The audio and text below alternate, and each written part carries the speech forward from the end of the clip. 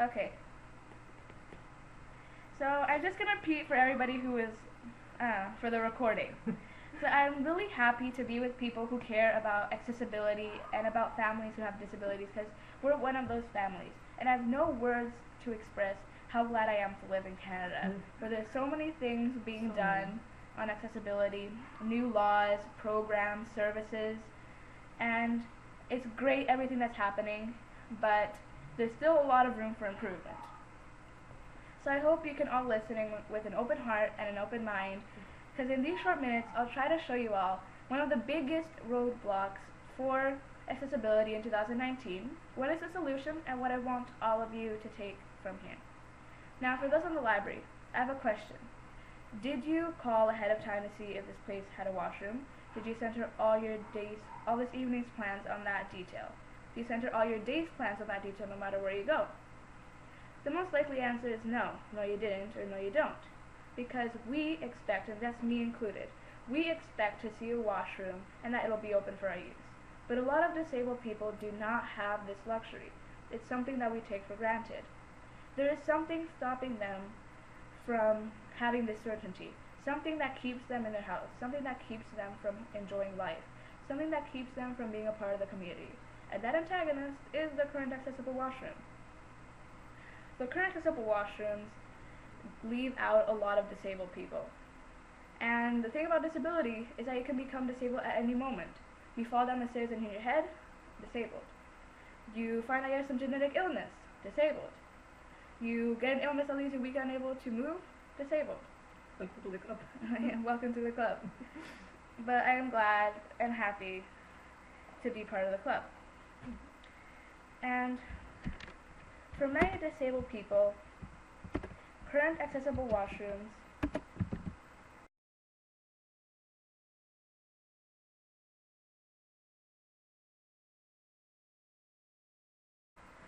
do not work, because they only include a toilet, grab bars, sink, and wait, I'm forgetting something. What was it? Oh yeah, the door. That's it. Nothing That's else it. there. Imagine you're in a wheelchair and you're just staring at the toilet wondering how in the world you get on there with just grab bars. You want to be independent, but when a washroom only has 4 things, you need help. And caregivers are there to help, but it takes a toll. Because trying to lift a 150, 170 pound person is very hard. And then for those who wear diapers, they have to be changed lying down. And the washroom floors aren't exactly the greatest place to be lying down on. They have grime, germs, spit, pee, and who knows what else. Another thing that they do is be changed in the back of a van for everybody in the street to see. We have done that. This message is reality. She got too big to use baby changing table, so now she has to go on the floor. And she got too heavy to be able to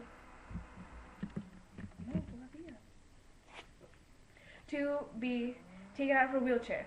And there is no equipment to take her out. So my mom has to carry her, and as I said before, that takes a toll.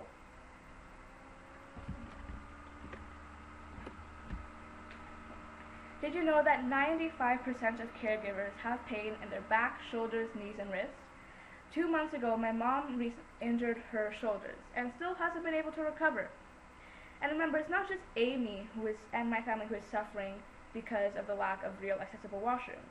It's people with multiple learning disabilities, older people, dementia, Alzheimer's, muscular dystrophy, neuromuscular conditions, cerebral palsy, acquired brain injury, multiple sclerosis, spina bifida, and motor neuron disease. And I just want to make it clear that I am not an expert on accessibility laws or building code. I am just trying to speak for my family and for thousands of other Canadian families who need real accessible washrooms. And then there's some things that people do to get out of the house that are a little dangerous. They're more dangerous. And one of them is stop giving or drinking fluids to avoid a trip to the bathroom and risk UTIs. Another thing is surgery for a catheter. And some people actually use enemas, which are rectal injections of fluid to empty your bowel. And it just surprises me that it's gotten to this point, that people have to do surgeries in order to just get out of the house, in order to just go to the washroom. a basic need. It's a basic need.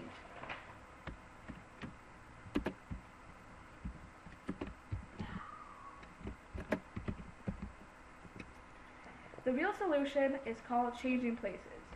Changing places is part of the British Standard. It is fully inclusive and has many things that current accessible washrooms don't, like an adult changing table, a hoist, and a centrally placed toilet. In the UK, there is over 1,300 changing places in venues ranging from highway rest stops to malls, parks, hospitals, and pubs. Australia has approximately 90 and just added changing place-like washrooms as a requirement. Scotland did on October 1st. Canada only has a handful, and that's something other advocates and I hope to change. When we talk to people, we get a lot of excuses. The two most common are, or at least the ones we get, are the building code and liability. So facilities say that changing places are not in the building code, and therefore they're not necessary. They also say that if someone gets hurt using the place, they can sue, and liability is too big a problem. Well, back to them, we give them the example of the baby changing table. Here in BC, the baby changing table is not on the building code, and still it's in almost every washroom. And that facility said before they placed the baby changing table that if a baby fell, the parents could sue, and that it was too big of a risk, and still they're there because they were needed. Some people even say that we can make it work, that we can live without the washrooms, they're not necessary. They don't understand how that separates families, how it divides us. Me and my dad, we go out, when my mom with Amy stays at home, and we're separated from each other. Some families divorce because of that tension. I hope you can see that these excuses are not only pointless, but they can be hurtful, and many facilities give these excuses because of monetary gain. And see, changing places are needed, no matter what people say. And I hope you can see that you don't have to do something big. You don't have to give a long speech. All it takes is a few words or an email to help. And then I have many things I want to say, but I will end with this.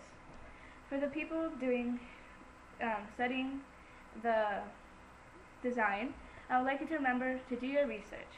Remember to put yourself in the place of the people going there. Think about the five senses, how their sound, smell, sights, and maybe not exactly taste, but how that may affect them. And remember this for everything you do. Even as you're walking down the street, think about how your actions could impact disabled people. And now for everybody, I want you all to remember to talk to people about changing places. We need new advocates, and I'm sure you can all make a difference. And I want to thank everybody, and I want to thank Mark for letting me.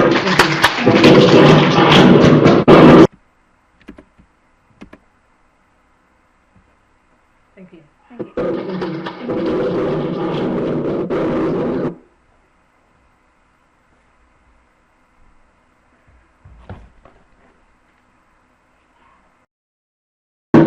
Can we do that round of applause again, please?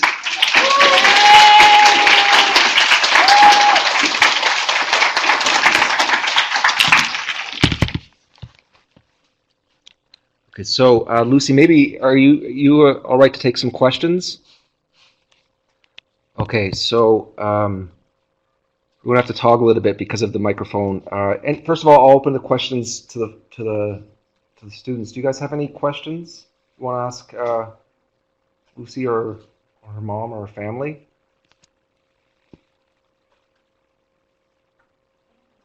Yeah, we got a question. Yeah.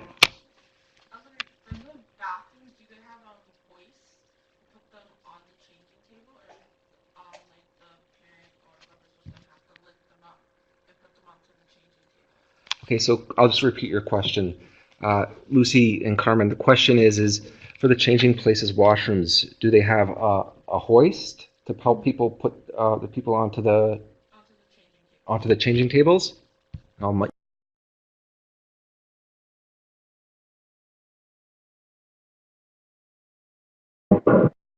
just said I was going to mute my mic. Did you hear my question?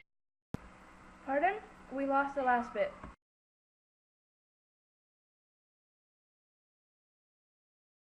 Okay, yeah, that the changing places do have hoists, and it's not only to take people to the changing table, but also to the toilet, because they have to be able to stand up. They may be able to keep.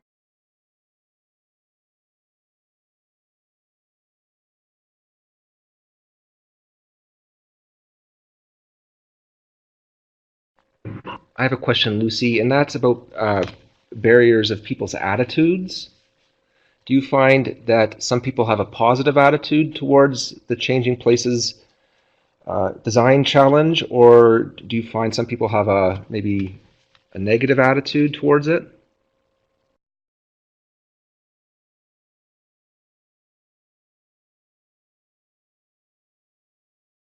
Yeah, it depends on the person. Some people have a more positive and open approach, and some people have a more reserved and skeptical approach to the idea and necessity of changing places. Some people even say that we don't need to be accessible for everyone.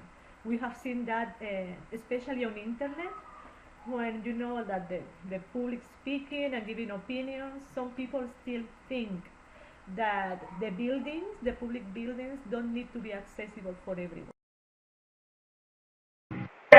Yeah, I've heard attitude can be one of the biggest barriers that people face.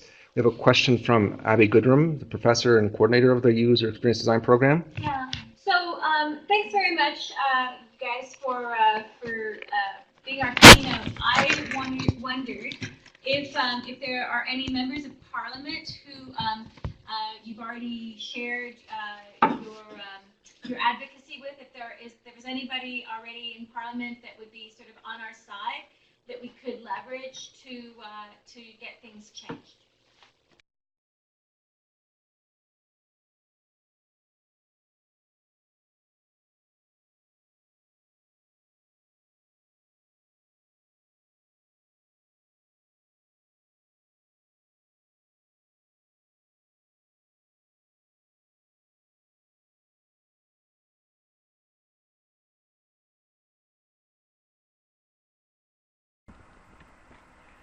Well, we have talked to a lot of people.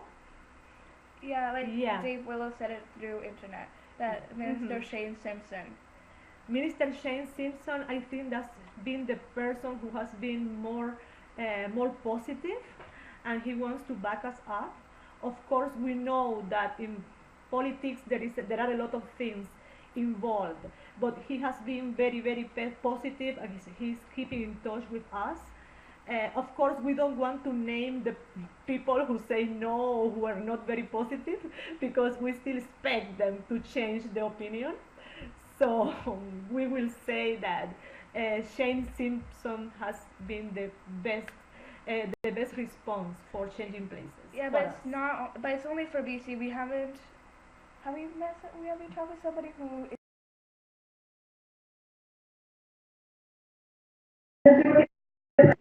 Yeah, there's another question? Yes, hi.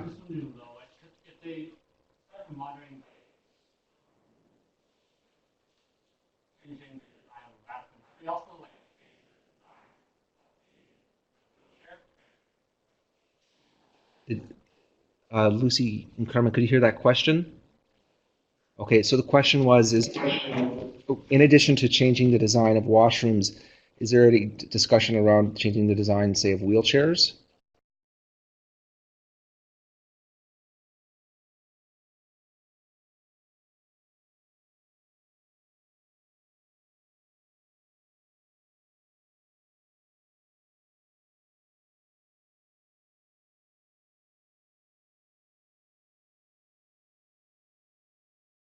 Not, um, not at least not in the families we are involved with. David Willows is online, and he's the leader of Changing Places BC, and he's typing something, so I will wait for what he has to say. But we try to be involved with a lot of families and Facebook groups and chats and things like that, or institutions. At least for now, no. But he says that wheelchair design. Are there other questions from students? Do you have one? Okay, Lucy, do you want to take Michael the question?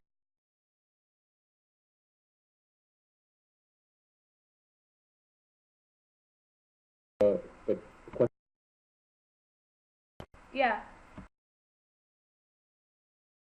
Around, uh, well, and about changing places, as I and Lucy said before, we haven't put any changing place in like a facility, like a mall or things like that, to have an exact amount that was the price. We have Yeah. seen the documents that they have in UK, Australia, and other places, and you can say that maybe 15,000, 20,000, around that. That But depends. it depends on the type of hoist, the quality, the amount of money you're willing to spend. Because there's a lot of things you can make. Let's say like that a sink that moves up and down that costs a lot of more money and is recommended.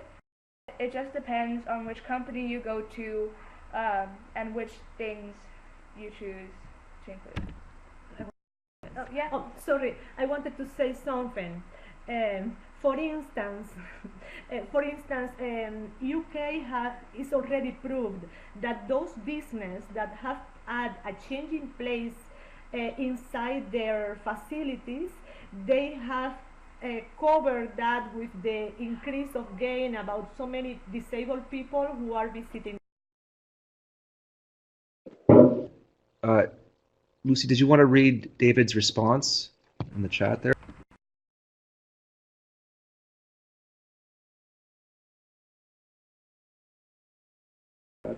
Yeah. A sec. It just went.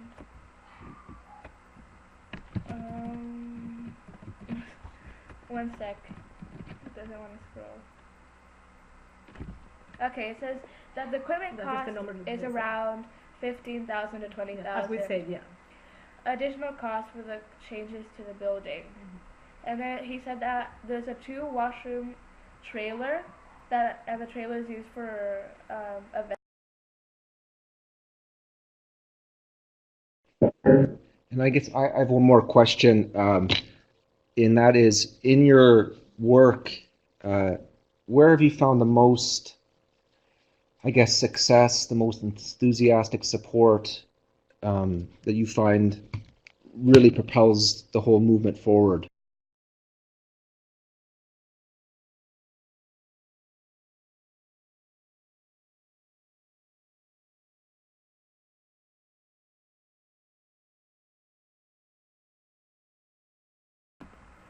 Like Kind of. Is it connecting? Is a source of success connecting with other families? Is it connecting with success stories? I'm just curious where the spring of success is in your experience.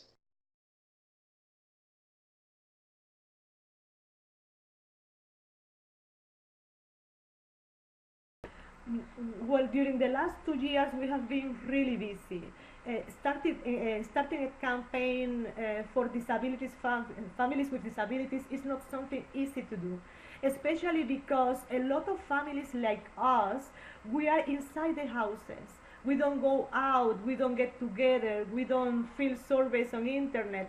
So reaching out to those families that are living inside the houses without almost contact with anybody else has been hard.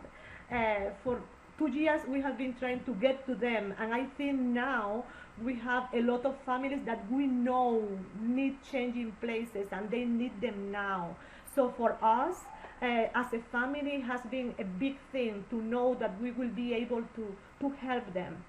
And when we talk to people after, especially after the CBC interview with Lucy, we have seen that people are more interested and more open to the conversation about changing places, right, Lucy?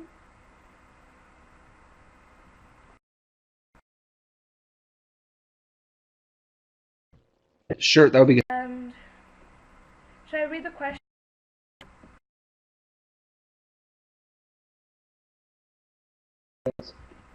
Okay, so a question from Jennifer. She asked, do you have any idea how many people in any given population would need this equipment? I'm thinking of how to make a case for the equipment in the accessible washroom in the library. So, Canada has not really done any surveys on who would need them. The UK has, and as you saw, I read the list of disabilities who need it. And in BC, there was how many people who were disabled? That was like 18,000, 80,000, something like that. How much? 80? I think so. I don't remember exactly the name. So David Willows, you are there. If you can help me with exactly the number. In UK, it's 250,000 people in general who need this service. And I know, comparing the statistics with Canada, like sickness by sickness, muscular dystrophy, things like that, the number. Okay, thanks. We'll just maybe see if David has a response. David Willows, just so everyone knows, he's also a champion of accessible changing places washrooms in BC. He was featured in the CBC news article that Lucy and Carmen were also featured in. He's joined us too.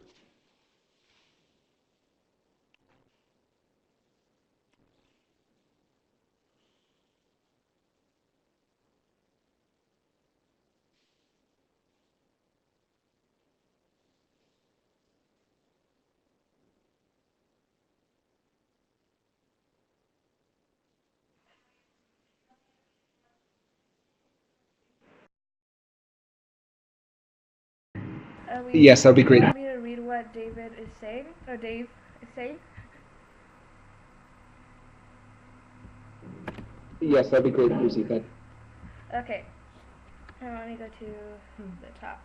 Well, he first mentioned that there will be, for next year, will be changing places in Vancouver Airport and Victoria Airport. We were not involved in those as a family, but I know David Willows was involved with the Victoria Airport. So hopefully for next year, those will be open. There will be full changing places. That was the first question. And the other one was about the community. He says how many? He said that estimates are about 1 to 260, which require a change in place toilet. That is 18,000 or 19,000 in BC. That's the number. And consider each of those people likely has a caregiver, so that means 1 to 130, or nearly 40,000. But he said, what about family? It says there is a multiplier effect. The absence of proper facilities have an impact on families and friends of people with disabilities. That's a reality. Well. That's a reality I want you to keep in mind, because Amy has the disability. When the government does a survey, he only counts Amy. The government doesn't count me. I can't go outside. I have been inside the house for years. Amy will be 11 years. I have been 11 years inside. And I will be inside the rest of my life if this doesn't change. And so that affects me and affects Lucy, because sometimes she's asking what's the gift she wants for Christmas. She says, I want to go out together. I can't give that to Lucy. I can't give it to her. So the situation, the lack of changing places affects Amy, affects me, affects Lucy. Thank you, Carmen. That's a very powerful statement, something that really hits home close to the heart. And hopefully we as a class, as a university, can shoulder some of that responsibility and make a world in which barriers such as these are no longer in existence. So thank you very much for sharing that.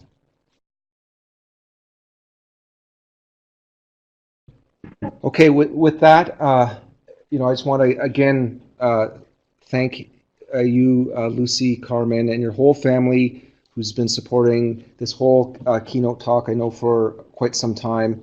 It is very much appreciated.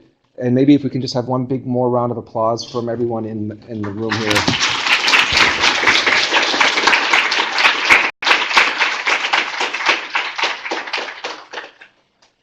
And also thank you to all the attendees for coming virtually. Really appreciate that you shared this time with us. What we're going to be doing now is as a group of students is going to be watching the documentary on, it's called, just so everyone knows, When Billy Broke His Head and Other Tales of Wonder. And with that, I'll end the recording here. So thank you again to everyone for coming.